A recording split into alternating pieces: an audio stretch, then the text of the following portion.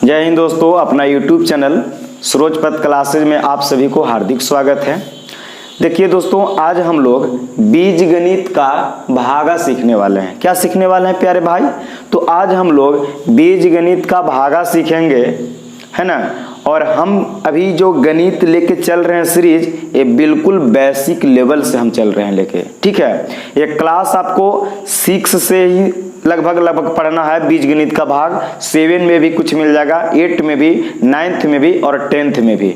यानी कि देखिए, जब हम लोग क्लास ऑफलाइन में पढ़ाते हैं ना भाई, तो बहुत बच्चे का बेसिक लेवल खराब मिलते हैं। तो उनका रीजन ये पता चलता है कि उन लोगों ने अच्छे से क्लास न करने के वजह से 9th में और 10th में बहुत प्रॉब्लम में बच्चे हो जाते हैं। तो इसीलिए इसी सोच के आधार पर हम लोग सोचे हैं कि बीजगणित का भाग, मैंने बीजगणित का गुना पिछले वीडियो में करा दिया था और मैं अभी बीजगणित के भाग पे बात करूंगा। चलिए, तो अभी तक मैं आपसे यही एक रिक्वेस्ट भी करूंगा कि अभी तक इस चैनल को सब्सक्राइब नहीं किए हैं तो आपसे रिक्वेस्ट है कि चैनल को सब्सक्राइब कर लीजिए, बेल आइकन भी दबा लीजिएगा और दोस्तों में शेयर भी कर दीजिएगा। कब? जब अच्छा लगेगा तब। तो चलिए, आज हम लोग बीजगणित का भाग सीखेंगे। देखिए, हम लोग बीजगणित का भाग में क्या करेंगे कि जब हम लोग छोटे क्लास में थे तो हम लोग अंकों में भागा देकर सीखा करते थे। क्या में? अंकों में। लेकिन यहाँ पे हम लोग बीजगणित के भाग में चर राशि उसको कहते हैं भाई साहब, जिसमें गिनती की संख्या के साथ साथ ABCD के अक्षर भी लगे होते हैं, उसको चर राशि कहते हैं, वेरिएबल कहते हैं ना। अच्छा, और अचर राशि उसको कहते हैं जो केवल गिनती की संख्या हो, कांस्टेंट हो, उसको अचर राशि कहते हैं। तो हम आपको एक एग्जाम्पल लेंगे और एग्जाम्पल के सहारे मैं आपको इसको भागा सिखाने का भरपूर प्रयास करूंगा, इसलिए आप वीडियो में शुरू से लेके अंत तक बने रहिएगा। चलिए, हम इसकी बात करते हैं। अगर हम बात करें थोड़ा सा बेसिक लेवल से मैं बात करता हूं, तो देखिएगा यहाँ पे क्या हो रहा है कि मैं बोलूं कि अगर प्लस में गुना कीजिएगा प्लस के साथ तो क्या मिलता है? प्लस। माइनस में गुना कीजिएगा माइनस के साथ तो क्या मिलता है? प्लस। अगर प्लस में गुना कीजिएगा माइनस के साथ तो माइनस मिलता है। अगर माइनस गुने प्लस कीजिएगा तो भी माइनस मिलता है। ये आपका थोड़ा सा आपको याद रखना होगा ताकि हम लोग के बनाने में आसान हो। प्लस गुने प्लस कीजिएगा तो प्लस हो जाएगा, माइनस गुने माइनस कीजिएगा तो भी प्लस हो जाएगा, प्लस गुने माइनस कीजिएगा तो भी माइनस होगा, माइनस गुने प्लस कीजिएगा तो भी माइनस के रूप में ही आएगा। ठीक है, ओके। अब मैं बात करता हूं थोड़ा सा कि यहाँ पे मैं एक एग्जाम्पल लेके बताने का प्रयास करता हूं, उसको आप समझने की कोशिश भी कीजिएगा। ठीक है, चलिए, तो मैं बोलूं कि एक एग्जाम्पल के थ्रू अगर लेके समझाने का प्रयास करता हूं कि अगर मैं बोलूं आपसे कि x से भागा देना है आपको 5x के पावर 3 में। चलिए, मैं बिल्कुल छोटा से स्टार्ट करूंगा, आपको कोई अकबकाने की जरूरत नहीं है, आप केवल ध्यान से देखिएगा किस तरीका से भागा बनता है। देखिए, अगर यहां मैं बात करूं कि x से भागा दे रहे हैं 5x के पावर 3 यानी कि 5x क्यूब में, तो मैं आपको एक बात बताता हूं कि बीजगणित को जो भागा होते हैं भाई, उसको में हम लोग के पहला पद जो होता है हर हाल में बराबर करना होता है। चाहे बराबर नहीं है तो हम लोग उसको जबरदस्ती बराबर करते हैं। किस में? तो बीजगणित के भाग में। लेकिन जब हम लोग छोटा छोटा भागा सीखा करते थे तो वहां पे सर जी बताया करते थे कि चाहे तो उसका पहाड़ा पढ़ेंगे तो पूरा आना चाहिए या तो उससे कम आना चाहिए। लेकिन बीजगणित के भाग का रूल क्या कहता है कि हम लोग के पहला पद हमेशा बराबर करना होता है। तो आइए समझते हैं। यहाँ पे देख रहे हैं कि एगो x है और यहाँ पर देख रहे हैं कि x के पावर 3 है, यानी कि यहाँ x की संख्या 3 है और यहाँ x की संख्या 1 है। साथ साथ में देख रहे हैं कि x क्यूब के आगे यहाँ पे 5 भी लगा है। अब बात आती है कि इस x में हम कितना से गुना करेंगे, कि 5x के पावर 3 हो जाएगा। तो चलिए मेरे साथ सीखते हैं। x यहाँ 1 है, यहाँ पे x 3 गो है, तो यहाँ पे x 2 गो कम रहा है, यहाँ पे x 2 गो कम रहा है। क्यों? क्योंकि यहाँ पे a को x से भागा देना है, तो हमको 3 x के पावर 3 लाना है, तो हमको x 2 गो कम रहा है, यानी x के पावर 2 इधर कर देंगे। ठीक है, अब देखो, अब यहाँ पर x स्क्वायर से अगर x में गुना कीजिएगा, x स्क्वायर से x में गुना कीजिएगा तो x के पावर 3 मिल जाएगा, लेकिन इसके आगे 5 लगा हुआ है, इसके आगे 5 लगा हुआ है, यानी कि 5 की भी कमी है, तो इसके आगे हम 5 भी लगाएंगे, तब तो इसको से इसको में गुना करेंगे तो इसका पद बराबर होगा, पद बराबर होगा। तो बोलिए 5x स्क्वायर से x में गुना कीजिएगा, 5x स्क्वायर से x में गुना कीजिएगा तो 5 की पांचों, x स्क्वायर से x में कीजिएगा तो x के पावर 3 हो गया। अब इसके बाद यहाँ पे बीज गणित के घटाव बनता है, और बीज गणित के भागा देने के बाद घटाते हैं, तो घटाव में चिन्ह क्या होता है? पलट जाता है, यानी कि यहाँ पे प्लस में था तो इसका चिन्ह बदल के माइनस में हो जाता है। अब देखिए, ऊपरे प्लस का 5x³ और नीचे 5x³ माइनस का, तो प्लस माइनस यहाँ पे भाई साहब कट गया, यानी कि शेषफल 0 बचेगा। सुनिए एक और बात, जिस संख्या से भागा देते हैं उसको बोला जाता है भाजक। क्या बोला जाता है? भाजक। और जिसको में भागा देते हैं उसको बोलते हैं भाज्य। क्या बोलते हैं? भाज्य। और जो इधर आता है इसको हम लोग नामकरण करते हैं भागफल के रूप में। किसके रूप में? भागफल के रूप में। और नीचे वाले जो आते हैं भाई साहब उसको शेषफल कहा जाता है। क्या कहा जाता है? शेषफल। अब आपको भागा जांच करना होगा कि भागा मेरा सही बन रहा है कि गलत, तो चलिए इसको भी जांच करने का एक रूल है, नियम है। तो जांच करने का, भाग जांच करने का रूल यही होता है, एक फार्मूला, कि भाज्य बराबर क्या जी? तो भाज्य बराबर होता है भाजक गुने भागफल, भाजक गुने भागफल और प्लस में शेषफल यानी कि शेष। होता है कि नहीं होता? होता है। आइए, तो भाज्य बताइए, भाज्य कितना था? तो बोलिएगा कि हम 5x³ में भागा दिए थे, तो यहाँ पे लिख दीजिए 5x³ बराबर भाजक। तो भाजक कितना है? तो x है, तो मैंने यहाँ पे इसको रख दूंगा मान गुना भागफल कितना है? तो 5x स्क्वायर है, 5x स्क्वायर है प्लस शेषफल कितना है? तो 0 आया है, तो मैंने 0 कर दिया। अब देखिए, भाज्य बराबर भाजक गुना भागफल प्लस में शेषफल। तो भाज्य जो दिया था मैंने लिख दिया, भाजक दिया था x बच्चों, तो मैंने x लिख दिया। भागफल भाई साहब इतना था तो मैंने इतना लिख दिया, और शेषफल 0 था तो लिख दिया। गुना और जोड़ में सबसे पहले क्रिया गुना की होती है। तो इधर देखिए 5x³ तो जैसे है वैसे ही रहने का। पहले जोड़ और गुना में पहले गुना की क्रिया करते हैं। तो 5x स्क्वायर में x से गुना कीजिएगा तो 5x के पावर 3 और प्लस में 0 है तो प्लस में 0। 0 को जोड़ने से संख्या में फर्क नहीं पड़ता है, यानी कि 5x के पावर 3 बराबर 5x के पावर 3, यानी कि देखिए बराबर के इधर यानी कि LHS और बराबर की पट्टी RHS, LHS और RHS दोनों बराबर हो गया, इसलिए मेरा भागा सही है, यानी कि मेरा भागा कंप्लीट हो चुका है।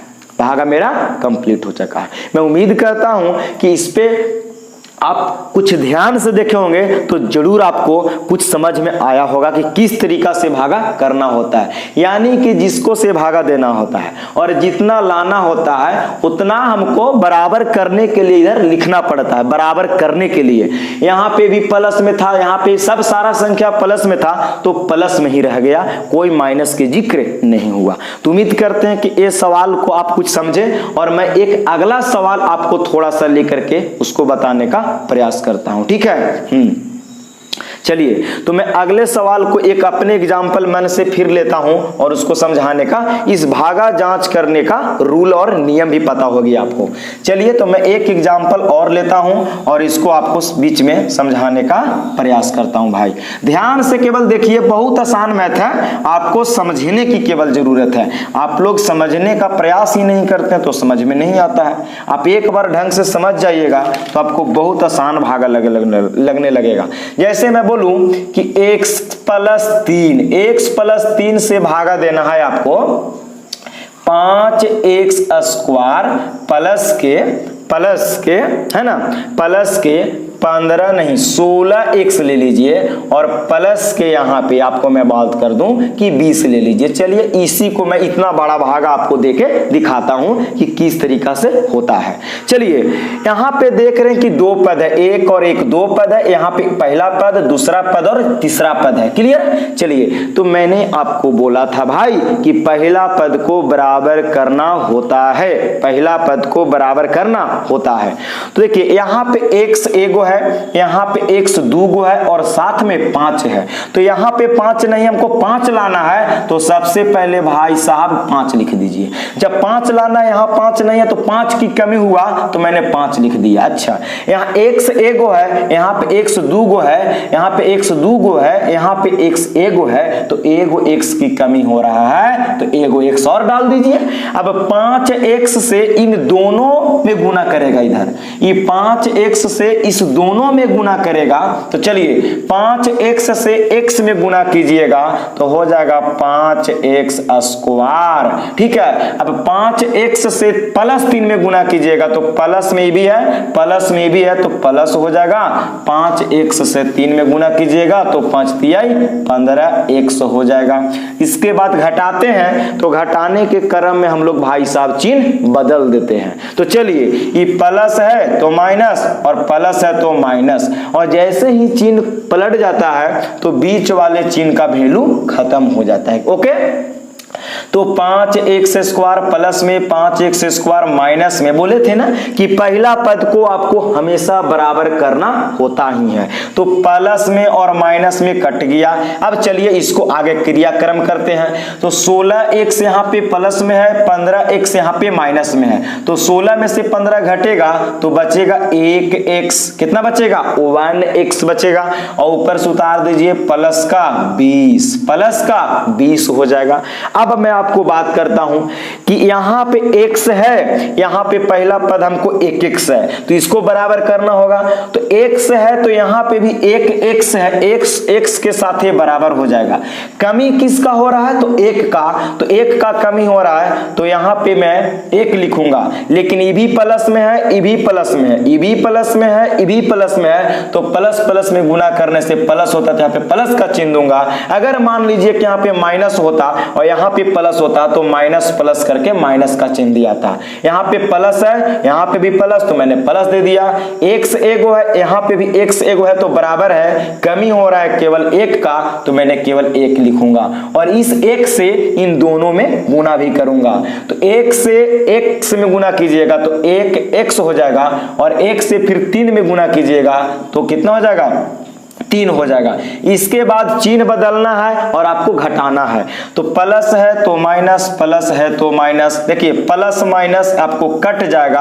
आपको पहला पद हमेशा बराबर करके दोस्तों काटते चलना है। चलिए 20 प्लस में था, 3 माइनस में था, तो 20 में से 3 जाएगा भाई तो 17 बचेगा। अब देखिए 17 जो है वो अचर संख्या है, यानी कि कांस्टेंट है। इसमें देखिए गिनती की संख्या हो गया और यहां देख रहे हैं कि चर संख्या x है, यानी कि चर से अब अचर में भागा लगने वाला नहीं है। तो ये मेरा भाई साहब अब क्या बच गया?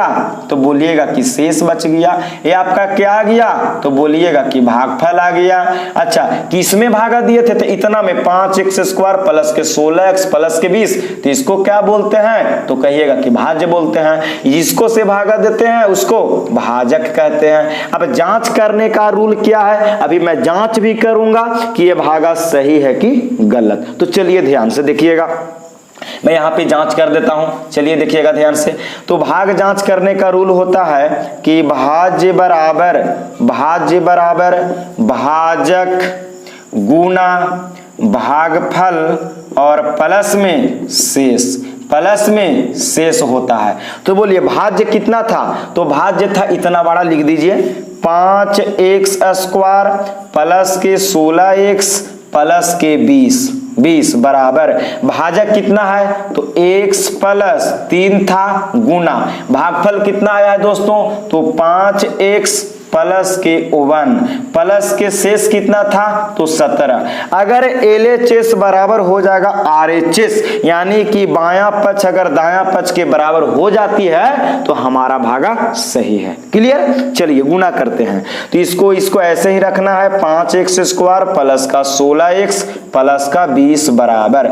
पहले जोड़ और गुना में दोस्तों पहले गुना की क्रिया करते हैं, तो चलिए गुना करते हैं। तो इसीलिए मैंने ऐसा गुना मैंने आपको पिछले वीडियो में बताया था और उसको आप देख लीजिएगा तो आपको गुना बहुत अच्छा से समझ में आ जाएगा। ठीक है, तो पहले जब इन दोनों में गुना कीजिएगा तो इस x को एगो बाहर कीजिए और इसको यहाँ पे ले आने दीजिए, यानी कि 5x प्लस 1। अब x को बाहर किए थे, अब प्लस 3 को बाहर करेंगे तो प्लस 3, अब इसको लिख दीजिए। या तो आप यहाँ से डायरेक्ट भी गुना, आपको माइंड तेज है तो कर भी सकते हैं, और प्लस का 17 है तो प्लस का 17 बराबर।